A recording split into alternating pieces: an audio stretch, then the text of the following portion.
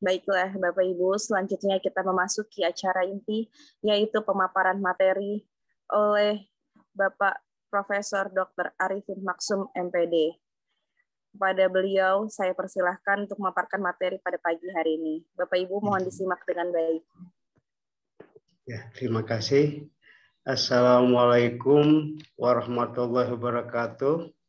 Waalaikumsalam warahmatullahi wabarakatuh. Selamat pagi, salam sejahtera untuk kita semua. Alhamdulillah Rabbil Alamin, wassalatu wassalamu ala asyrafil anbiya'i wal mursalin, Sayyidina Muhammadin wa ala alihi wa sahbihi. Pertama-tama kita panjatkan puji syukur kepada Allah SWT atas berkat dan rahmatnya. Pada pagi hari ini kita dapat menyelenggarakan pengabdian kepada masyarakat dalam rangka Tridharma Perguruan Tinggi. Yang saya hormati Ibu Kepala Sekolah SDN Duren 301, Ibu Nur Andia. Yang saya banggakan narasumber kita pada hari ini, Profesor Sarkadi. Beliau juga alhamdulillah dan selamat baru saja dilantik sebagai Dekan PIS UNJ. Kemudian Ibu Dr. Ika Lestari yang saya hormati, serta Bapak dan Bapak-bapak guru dan ibu-ibu guru yang hebat yang saya muliakan. Pada kesempatan ini perkenankanlah saya menyampaikan materi, namun sebelumnya saya ucapkan terima kasih yang sebesar-besarnya atas kehadiran Bapak Ibu, wabil khusus kepada Ibu Nur. Alhamdulillah kita bisa bersilaturahim ya Bu ya. Inilah hikmahnya, sudah lama kita tidak ketemu ya. Saya baru ingat Bu Nur sudah sekarang kepala sekolah ya. Selamat juga kepada Bu Nur. Semoga karirnya terus melaju ya Bu Nur. Seterusnya sampai dengan nanti sebagai pengawas ya Bu Nur ya. Ya Bapak Ibu, tema kita pada hari ini menarik ya Bapak Ibu ya. Dalam suasana pandemi COVID-19 telah merubah seluruh tatanan kehidupan kita ya, baik masyarakat dunia maupun kita bangsa Indonesia, Bapak Ibu ya. Nah, berkaitan dengan tema kita pada hari ini, Bapak Ibu, bahwa pendampingan model komunikasi guru dan orang tua dalam mewujudkan keberhasilan pembelajaran di tingkat dasar pada era pandemi COVID-19. Ini penting sekali Bapak Ibu karena berbagai fenomena kita lihat dalam masyarakat ya Bapak Ibu, kondisi sekarang ini ya, tentang perkembangan anak bangsa. Nah, untuk itu mari kita lihat beberapa fenomena dulu, beberapa fakta yang terjadi dalam masyarakat kita Bapak Ibu ya.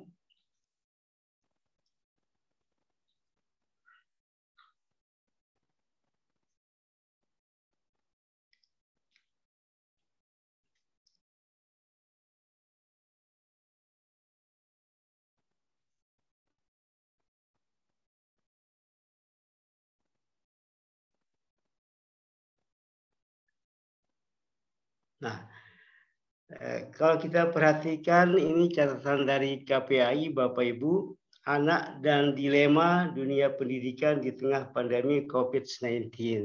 Ya. Dari data ini Bapak Ibu ada 3 laporan terbesar yang masuk ke KPAI. Keluarga dan pengasuhan alternatif 522 laporan atau 25,02%. Kemudian pendidikan 503 laporan Bapak Ibu 24,35%. Ini meningkat dari tahun yang lalu, tahun 2019, hampir meningkat 50% ya Bapak Ibu ya. Lalu anak berhadapan hukum ada 394 laporan Bapak Ibu. Artinya apa data-data ini Bapak Ibu? Orang tua dan guru perlu bekerja sama, bersinergi dan berkolaborasi Bapak Ibu ya. Seharusnya lah orang tua di rumah, dia sebagai orang tua juga hendaknya sebagai sahabat ya, dan sebagai guru. Jadi hendaknya orang tua itu berperan sebagai 3 peran ya, sebagai orang tua, juga dia sebagai guru, dia juga sebagai sahabat gitu ya. Sehingga anak itu bisa curhat, bisa menyampaikan masalah-masalah yang dihadapi. Nah, begitu juga guru di sekolah sama. Sebagai guru hendaknya juga sebagai sahabat, juga sebagai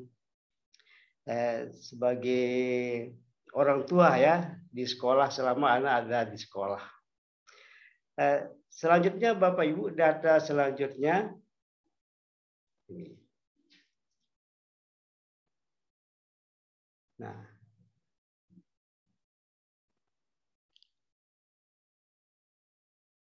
Nah, ini juga perlu kita cermati Bapak Ibu ya, para siswa ya, burnout saat belajar jarak jauh.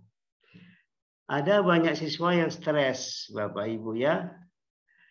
Burnout, lalu ngedrop, jenuh, bahkan masuk IGD Bapak Ibu ya, saat belajar jarak jauh selama musim COVID-19 ya.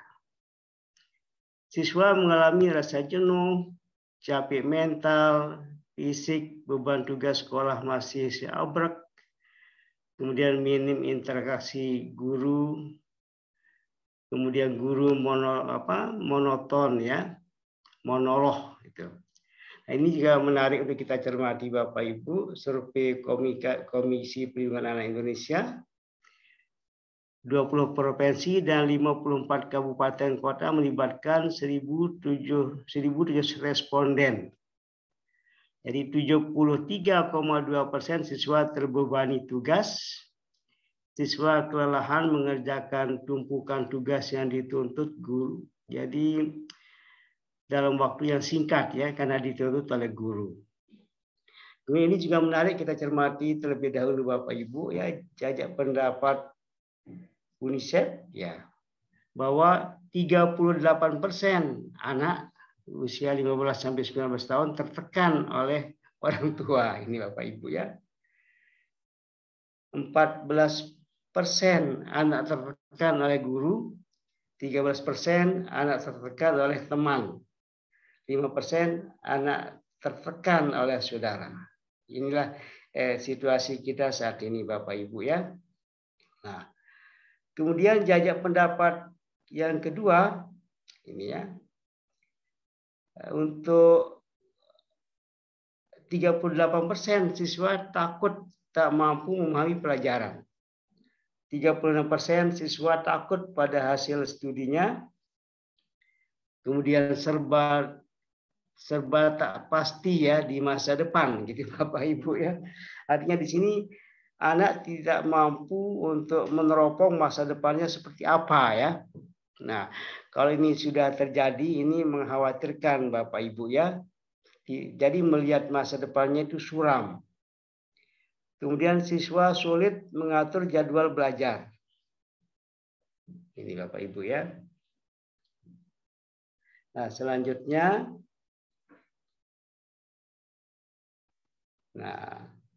lalu kata si anak, akhirnya dipaksa.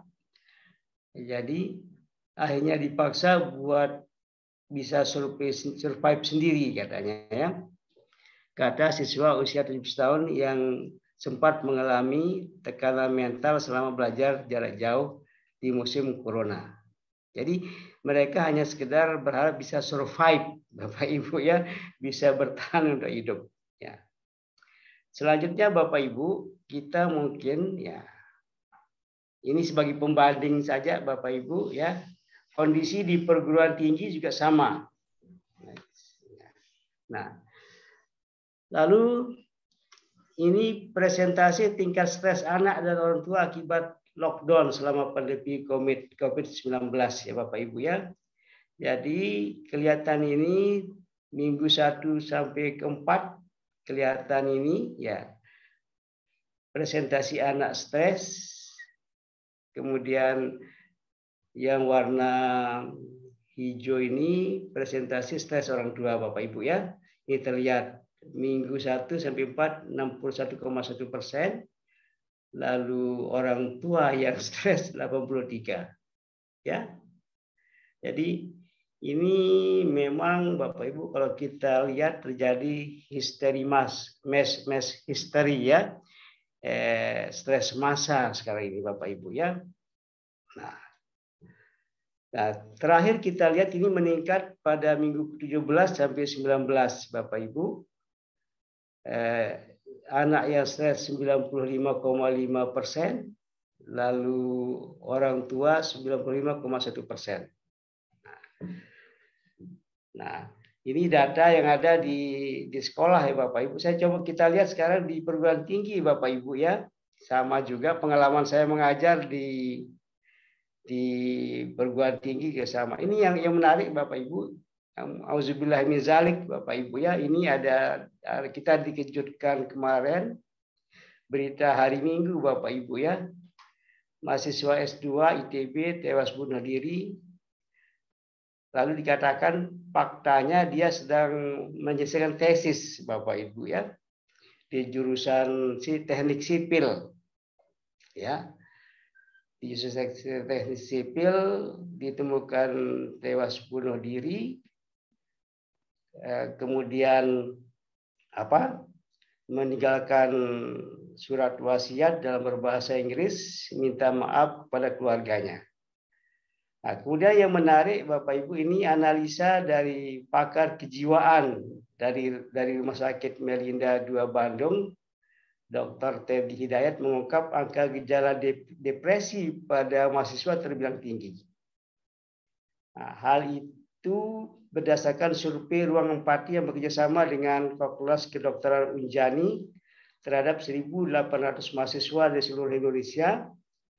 Survei yang dilakukan secara daring dengan menggunakan instrumen DAS21 dari Juni sampai Agustus 2021, muncul angka gejala depresi antara 47 sampai 50%. Kenaikan angka depresi yang demikian tinggi dibandingkan awal pandemi yaitu 25% ya kenaikannya.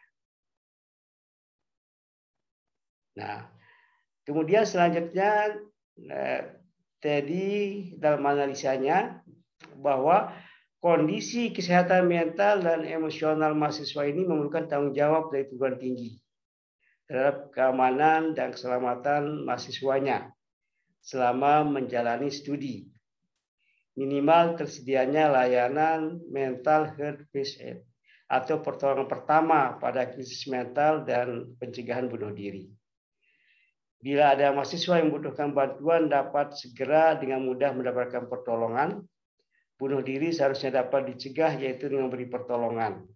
Kemampuan seseorang dalam mendeteksi tanda-tanda peringatan bunuh diri pada individu sangat penting untuk mulai pertolongan pertama bunuh diri.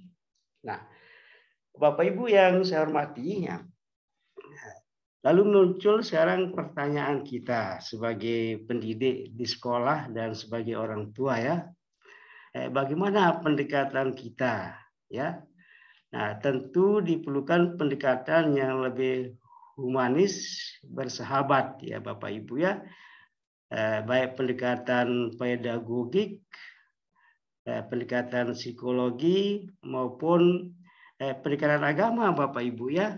Terutama kalau berkaitan kalau kita bicara tentang mental Bapak Ibu, tentu ini tidak bisa dilepaskan dari agama ya tentunya Bapak Ibu ya, agar kita lebih banyak tawakal, mengajak anak didik kita ikhlas, gitu ya Bapak Ibu, sabar setelah memotivasinya Bapak Ibu ya. Nah, itulah yang terpenting kita sebagai guru dan sebagai orang tua Bapak Ibu ya. Bagaimana pendekatan kita, bagaimana memberi motivasi, lalu bagaimana mengarahkan ya dalam situasi yang sulit ini Bapak Ibu ya. Saya yakin tentu Bapak Ibu di SDN Duren 301 ya sudah banyak berkiprah di dalam memberi bimbingan-bimbingan kepada anak-anak kita ya. Mungkin nanti yang lebih penting adalah sosialisasi kepada orang tua ya Bapak Ibu ya, untuk menghindari menekan anak-anak ya Bapak Ibu ya. Mungkin ada kerjasama antara guru dengan orang tua yang baik ya. Nah lalu bagaimana pola hubungan yang baik itu Bapak Ibu? Ini kan membangun komunikasi positif antara guru dengan orang tua. Nah, kejelasan lalu jadi ini elemen penting Bapak Ibu ya dalam menjalin komunikasi positif ya. Kejelasan, konsistensi dan peduli. Ya, kejelasan meluangkan waktu untuk menulis catatan atau pertanyaan penting mengenai informasi yang akan disampaikan. Jadi ini penting Bapak Ibu untuk meluangkan waktu ya, menulis catatan atau pertanyaan penting mengenai informasi yang akan disampaikan. Kemudian yang kedua, menggunakan istilah dan kata-kata yang mudah dipahami. Tiga, memberikan data-data objektif, jadi bukan asumsi. Jadi hasil pengamatan yang mendukung pernyataan. Lalu konsistensi. Nah, adapun topik masalah yang diungkap oleh orang tua, guru tetap harus merespon dengan baik agar meminimalisir timbulnya prasangka, misalnya guru tidak dinilai tidak adil atau pilih kasih oleh anak-anak kita ya. Lalu peduli, ini yang terpenting, upayakan guru menjadi teladan bagi anak dan orang tua. Guru diharapkan peduli terhadap keamanan dan kenyamanan orang tua serta peserta didik dalam memanfaatkan handphone dan sosial media selama belajar dari rumah. Nah, selanjutnya karakteristik komunikasi positif. Pesan yang jelas, sederhana, mudah dipahami, dan disusun secara sistematis. Pesan yang benar, bebas dari kesalahan dan kesalahan tata bahasa. Lalu pesan lengkap, jika informasi tidak lengkap, itu dapat menyebabkan keputusan yang salah. Lalu keandalan, pengirim harus yakin pesan yang disampaikan adalah benar berdasarkan pengetahuannya dan penerima dapat mengandalkan pesan yang dikirim. Lalu pertimbangan penerima, media komunikasi direncanakan dengan memperhatikan sikap, bahasa, pengetahuan, tingkat pendidikan, dan posisi penerima. Lalu kesopanan pengirim, pesan harus mencerminkan kesopanan, kerendahan hati, dan rasa hormat pengirim terhadap penerima. Saya kira itu hal-hal yang perlu kita perhatikan Bapak Ibu ya.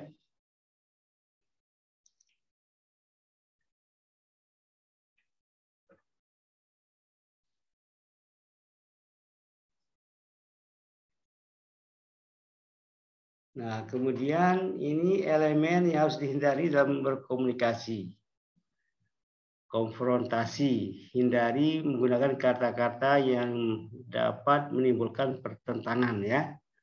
Saya kira ini kita sudah memakluminya Bapak, kita sebagai guru, sebagai pendidik ya Bapak Ibu ya, sebagai orang tua. Lalu hindari konflik. Jika terjadi masalah, guru sebaiknya tidak mengambil sikap berkonfrontasi dan fokus pada pecahan masalah. Lalu tidak ceroboh, guru tidak boleh ceroboh dalam membuat perencanaan pembelajaran daring. Nah, lalu keterampilan komunikasi yang perlu dimiliki oleh guru ya. Saya kira ini juga bagi Bapak sebetulnya sudah diterapkan. Mungkin perlu kita cermati kembali, terutama pada masa pandemi ini, Bapak Ibu ya. Jadi sebetulnya di sini Bapak Ibu yang terpenting adalah perlunya interaksi edukasi ya Bapak Ibu ya. Di dalam proses pembelajaran maupun di dalam membimbing anak-anak. Itu yang terpenting. Kalau interaksi edukasi sudah terwujud Bapak Ibu, maka apapun yang dikatakan oleh guru akan didengar oleh anak-anak ya, dan akan diterima dengan senang hati gitu ya. Di sinilah perlunya interaksi edukasi dalam arti guru dapat bicara dari hati ke hati dengan anak-anak. Seperti yang digambarkan di sini Bapak Ibu ya. Keramahan seorang ibu guru, kelihatan keceriaan anak itu Bapak Ibu ya. Nah,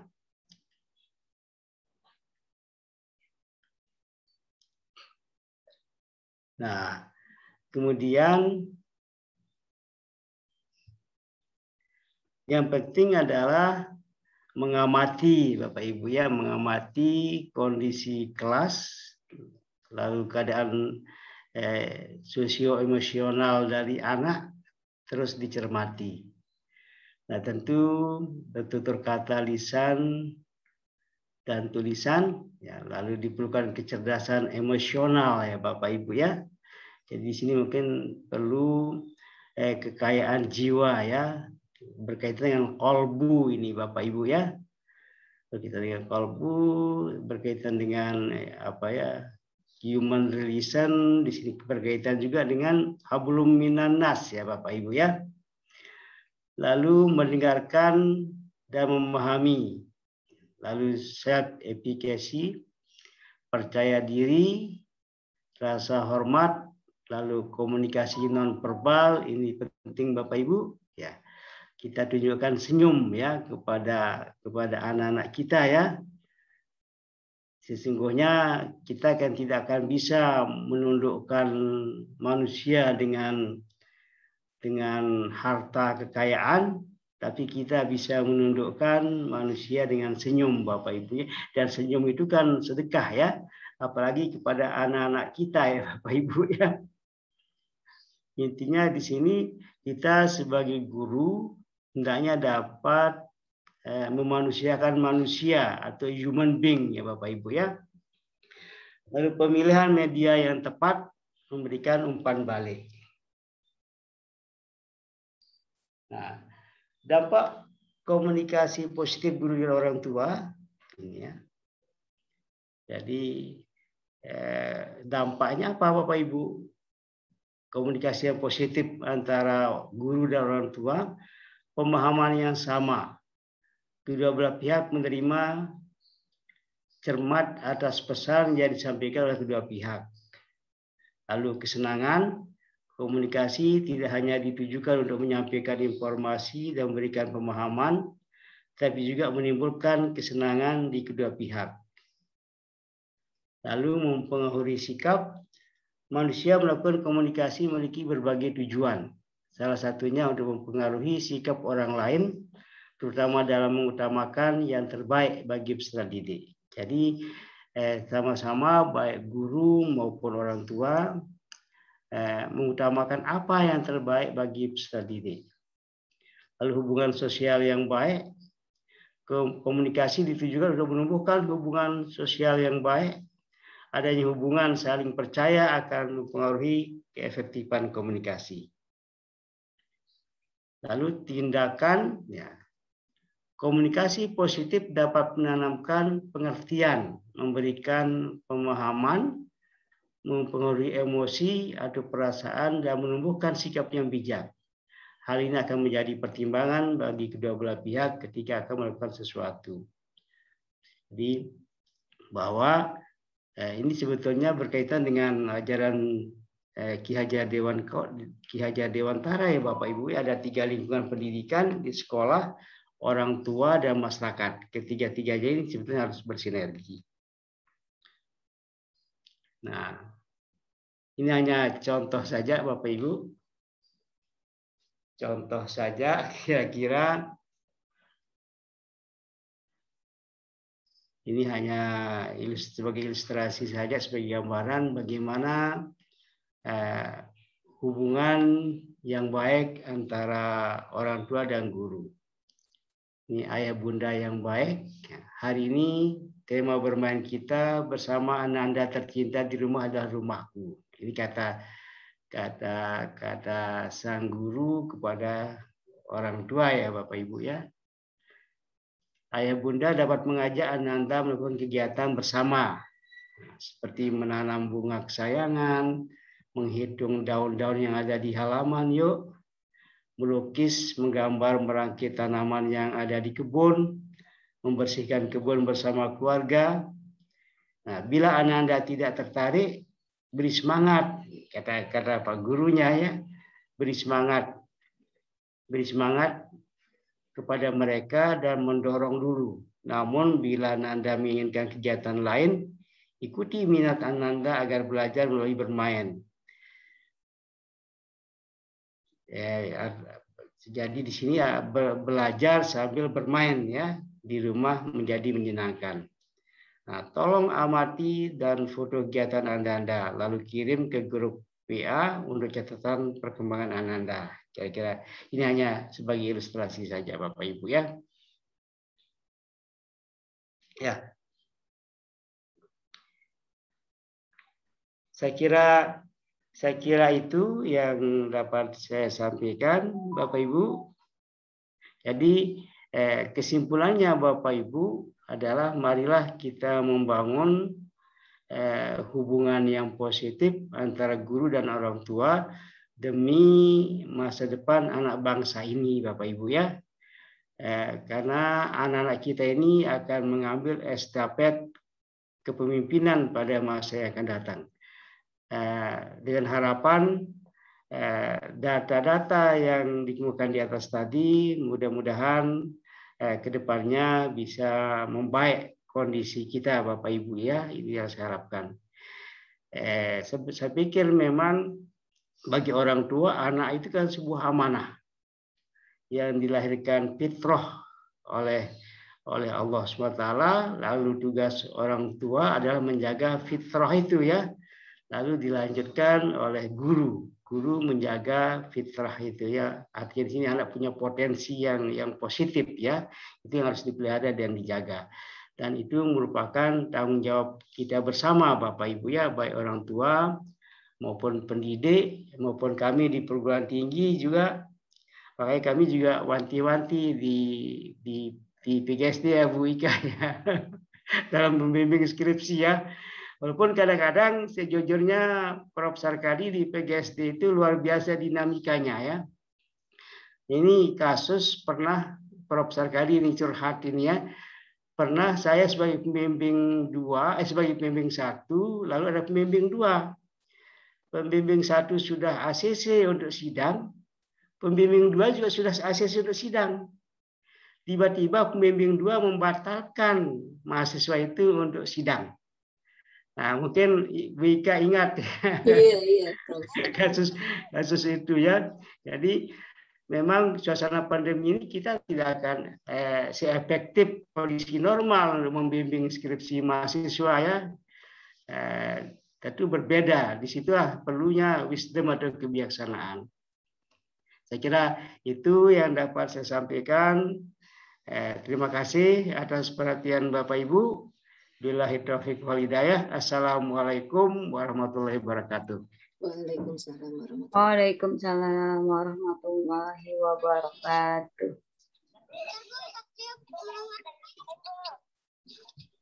Bu Lia.